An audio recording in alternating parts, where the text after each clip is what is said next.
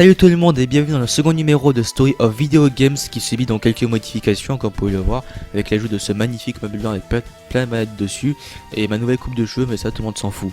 Donc aujourd'hui on va parler d'un jeu d'une console mythique, la Dreamcast, et on va parler d'un de ces jeux de lancement parce qu'il y en a eu plusieurs, le très attendu Sonic Adventure que je vais réussir à prendre. Voilà, Sonic Adventure sorti en 98 au Japon et en 99 chez nous. Un jeu qui évidemment a été très attendu par les fans et qui change beaucoup par rapport à la version Mega Drive. Un style plus John, plus rock, vraiment un changement radical du côté de chez Sega. On pourrait critiquer ce point là, mais bon, pour ce test là on va pas vraiment critiquer vraiment ce point là. On va dire bon, c'est un Sonic, hein, donc tout ce qui est plus naturel. Donc on commence déjà par l'aperçu du jeu. Donc déjà de l'introduction, je vous laisse écouter un petit extrait.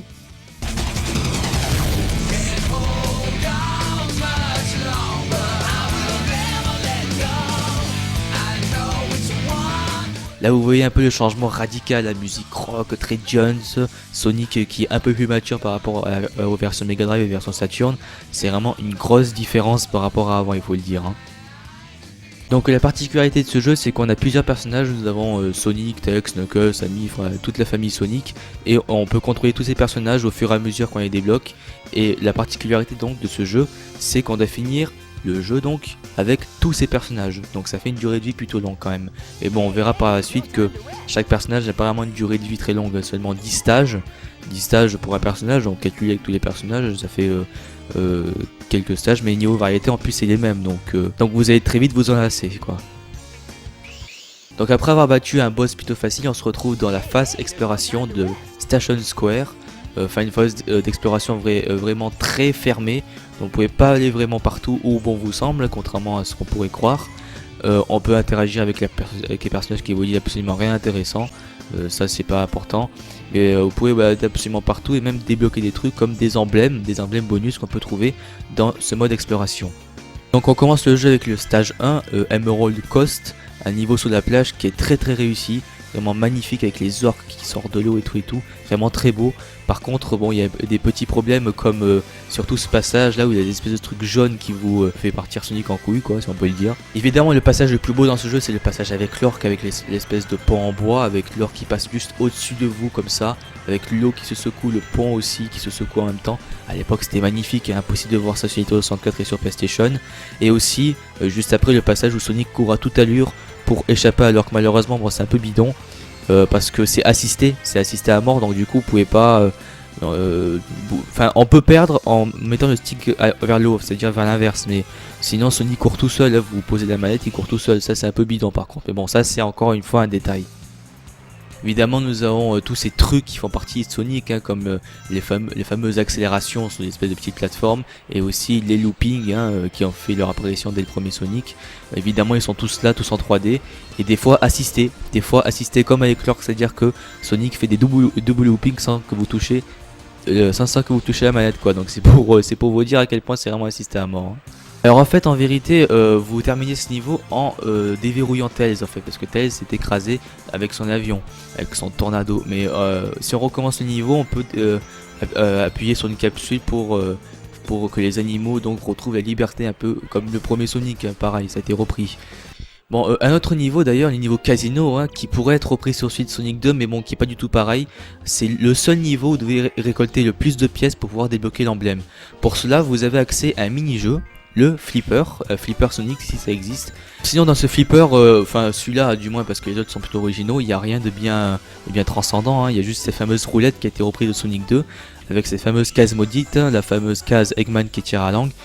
Personnellement la case Eggman qui tire à la langue me fait toujours penser au Dr Slump qui tire à la langue pour les connaisseurs. Donc la particularité de ce niveau c'est quand vous retombez au sous-sol du casino où vous devez récupérer de plus en plus de pièces.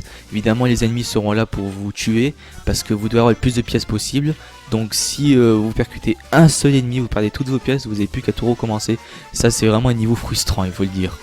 Et dans ce jeu, quelque chose est apparu.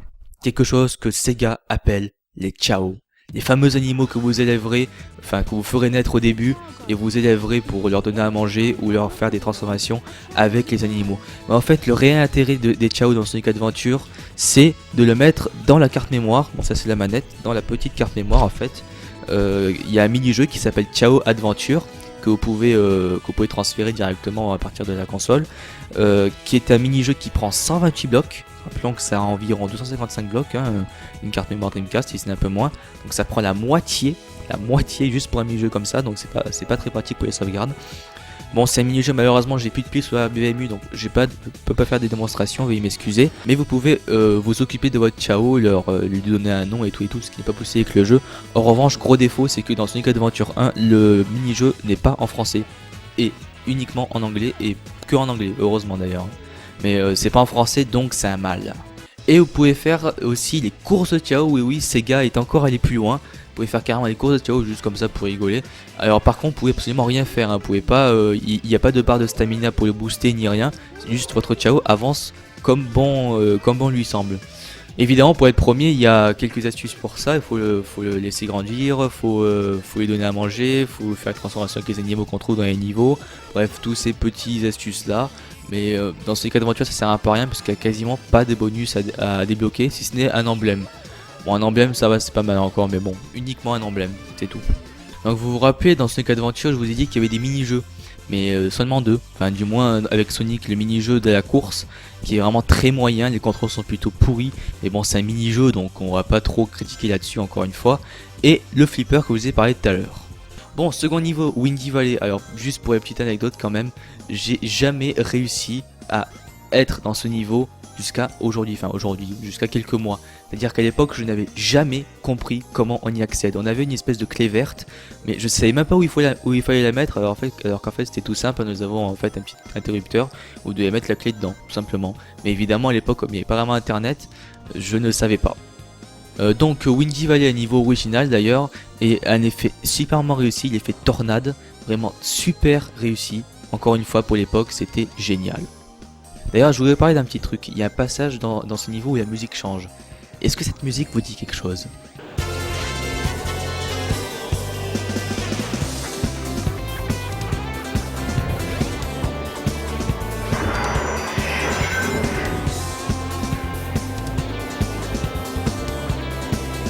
Oui, vous l'avez deviné, il s'agit de la musique du premier niveau de Sonic 3D Flicky's Island qui a été remixée pour Sonic Adventure.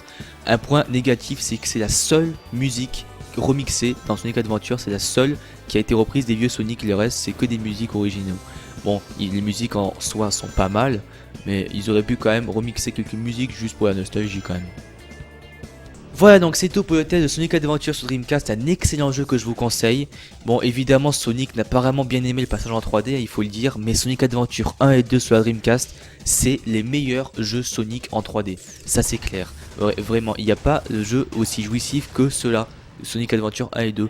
Bon, il y a Sonic Heroes, etc. Bon, ils sont plutôt moyens, enfin, j'ai pas trop les critiquer encore une fois, mais vraiment ces jeux sont vraiment très bons.